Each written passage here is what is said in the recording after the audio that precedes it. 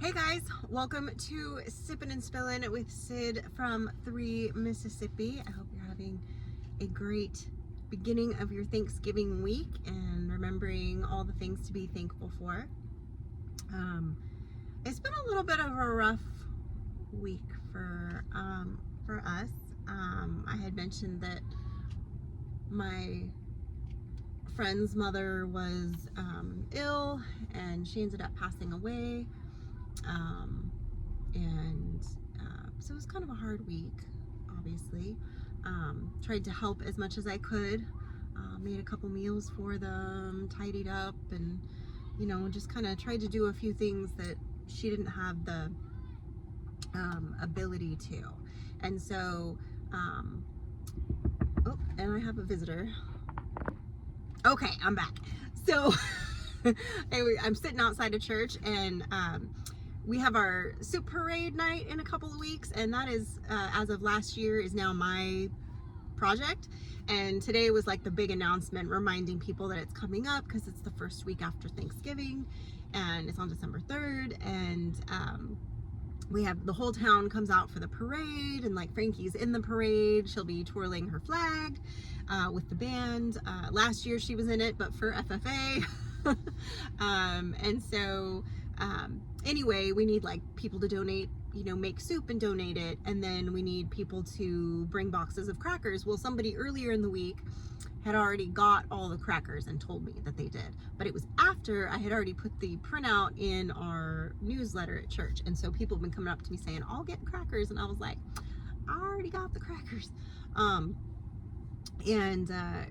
Anyway, and then I try to mix it with our food pantry box. So I've got these, like the ice cream containers that you can freeze. Those big gallon containers, they work great for not only bringing your soup in, but for being able to then store the leftover soup, because inevitably we have extra. And we're able to put it into the freezer and then distribute it with our pantry boxes. So it's a little extra blessing that we get to distribute of some home cooking. And so it's kind of a nice way to marry the two, I think. And they're two things that I love feeding people, so it's just kind of one of those things that I'm very passionate about. And so I love, since I'm involved in both of them very extensively, I like to have them intermingle. But anyway, so that was somebody knocking on the window telling me they were gonna make soup. So cool. But anyway, so kind of been sad this week. This woman that passed, I won't say any names just because of a little bit of privacy for the family, just because not that you guys would do anything crazy, but just because was kind of like another grandmother to Frank, and kind of a mother figure to all of us that knew her. And so we all got some alone time with her, and got to I got to sit with her like minutes before she passed, actually, and hold her hand and tell her thank you for taking such good care of all of us all these years, and loving all of us as if she were her own, and just have a little moment with her. And so anyway, so it's been a hard week.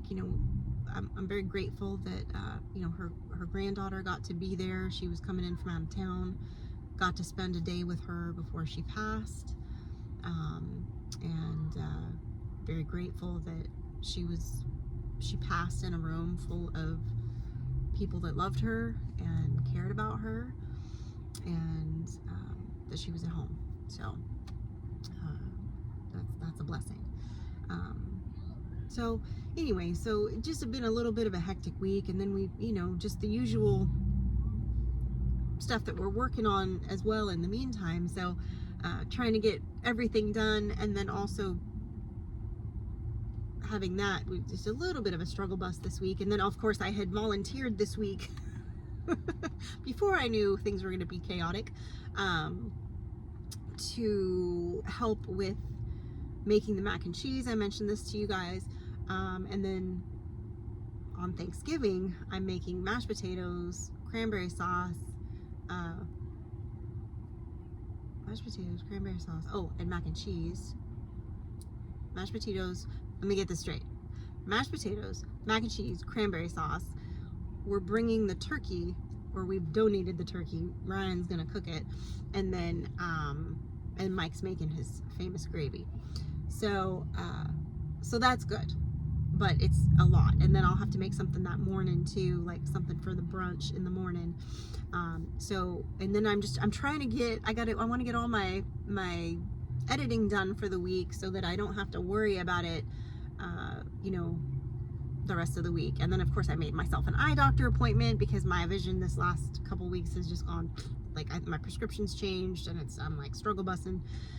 So I'm just finding that I need my cheater glasses more and more for everything, and I think my prescription's not quite dialed in for any distance right now. So something's changed anyway. I need to have it sussed out and see what's going on. I mean, I think my eyes are healthy. I can tell when my prescription changes. It's like, kind of got to stay on top of it. So anyway, so I got to do that this week, and I've got to go to the big city tomorrow because I got to get all the stuff that I need that we don't have all of at our little grocery store to make some of the things that I need to make. So, but Frankie will be home, which is good. I can have her help me with certain things. And then I'm going to try to have a little bit of time with her. I'm thinking maybe on Friday, maybe she and I can have a little girl time. We're going to have a little girl time on Monday, too, when she's going to come with me to the store and help me with some of that a little bit. But try to have a little girl time, just a little bit. It'd be nice. You know, we talked about maybe going to see a movie or something like that, so we'll see. For a lot of years, that used to be our tradition. Back in the day, it used to be like a new movie would come out on like Christmas Day and on Thanksgiving. I don't even know if they still do that or if they bother to anymore. But before streaming services were such a thing, you know, that was kind of one of the things that we would do, specifically after my father passed away, because holidays were really hard. They're still hard that he's not there, but the first couple years, you know, Frankie was so little, and I was struggling to like still make holidays the holidays after he was gone. So we kind of had this tradition for several years where we would still do the full meal and all of that and whatever, but then we'd go to the movies. And it was just kind of a little bit of a, it was like a new tradition that we started because Dad wasn't there. Some of the things we used to do just didn't seem to feel right with him not there anymore. It just was one of those things that kind of helped get us through it, you know? But then as time went on and, you know, we lived further away from a movie theater when we moved to the other house, wasn't something that we did for a while. And that was okay too, but it was that phase of just kind of helping us get through grieving at the holidays a little bit that was helpful. I don't know. It worked for us, or it worked for me anyway. But that being said, you know, it's never easy to lose somebody, especially so close to the holidays. And so, you know, obviously I am sad and I grieve her loss, but nothing like the way my friend and her family will continue to feel that, you know, that hole. So I just try to keep them in my prayers and be there for her, you know, because a lot of times too, when something happens, everybody rushes in to help at the beginning, and then you're kind of left alone afterwards. There's like a gap, that people kind of get back to their lives, or they expect your grief to be over, or they don't realize all the things that still need done. And so, you know, obviously she's got family in town this week, so I was kind of, you know, trying not to crowd her too much, but also be there if she needed anything. I made them all dinner the other night, you know, because they hadn't eaten the night she passed. So I stayed and made dinner and then cleaned up for them, and just little things like that try to kind of do. but I know she's got a lot of paperwork and things she's got to do, and you know, all that kind of stuff. So I know, like in the next, you know, after the holiday here, there'll be more that she probably needs help with. So I'll try to make myself available for some of that stuff too. But all that to say, we did get a lot done this week despite all of that going on. We had started working on the fence and the water lines last week, and then on Saturday of this week we got a lot more done on the fencing. Like, they are so close to being finished. You could put a horse out there right now, really. But they're so close to being finished. We still have to run, I think 1, 2, 3 sides are finished.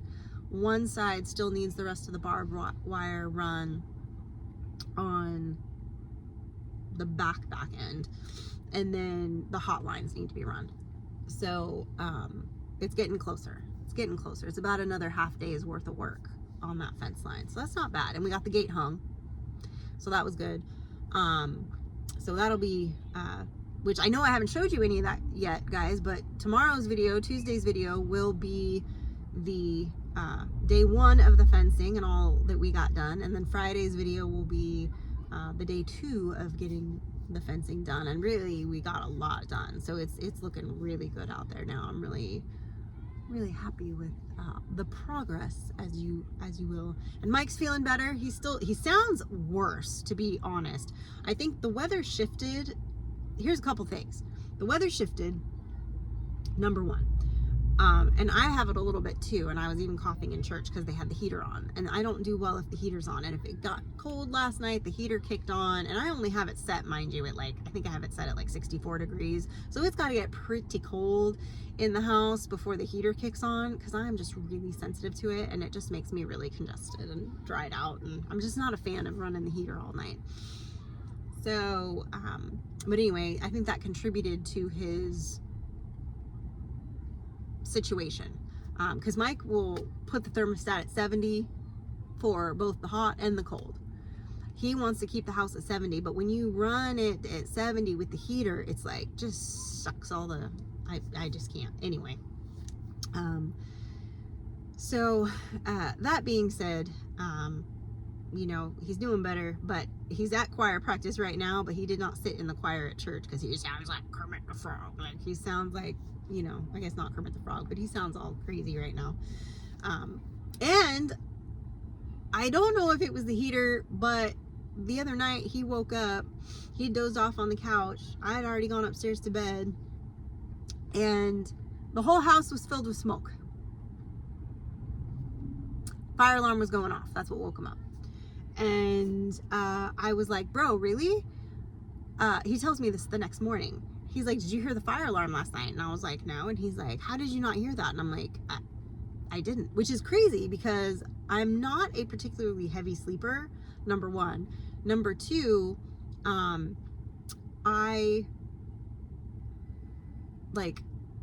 should have heard that because I was up and down a lot, like most nights I am. So I'm like, it must have been the one window where I'd had like sleep. So whatever. I don't know, weird. But anyway, so he tells me the story the next day. He's like, yeah, I wake up, fire alarm's going off, the house is filled with smoke, I'm freaked out. It smells kind of like something's burning, but I can't put my finger on it. And so I wake Frankie up. Mind you, he left me sleeping upstairs.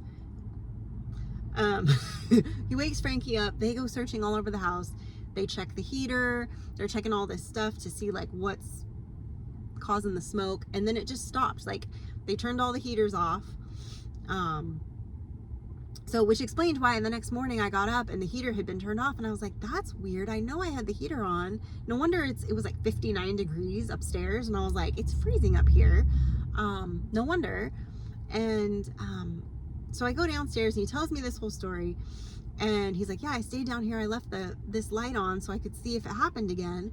And I said, well, did it smell like when the heater kicks back on and it's the first time and it's kind of burning off some of the dust on the thing? And he's like, I don't know, maybe it wasn't electrical. So I go in there and I look and I'm like, well, I had just changed all the filters in everything not that long ago, but I probably should have changed them before we switched over to the heater, but I hadn't. So anyway, I took all the filters out and put new filters in. And I said, well, you know, let's put the heater back on and see if that was it. And that wasn't, like, nothing happened. So it was the weirdest thing, because not only was there, like, they couldn't tell where it was coming from, and then it was gone just as fast as it started. I think it had to be something burning off the heater. I don't know. And then the side note to that is someone else that we go to church with had a similar incident, like, the next night. Only they ended up actually calling the fire department, because I don't know if they actually saw flames or sparks. Theirs was electrical, and it was from, like, a power strip or whatever. But everything turned out to be fine, and they were able to, you know, get it under control super fast. But kind of funny coincidence. So I don't know, it was just weird, but nobody died and nobody was bursting into flames. But it's been a week, I tell you, it's been a week. Anyway, guys, that's it. I don't know if I will make any more sippins and spillins this week. We'll see how the week goes. I have so much to do. We'll see. But I hope that you have a very, very, very blessed and wonderful Thanksgiving, full of you know, your family and your friends and whoever you choose to spend the holiday with. And as always, guys, I appreciate you. Stay blessed, and remember, safety's off.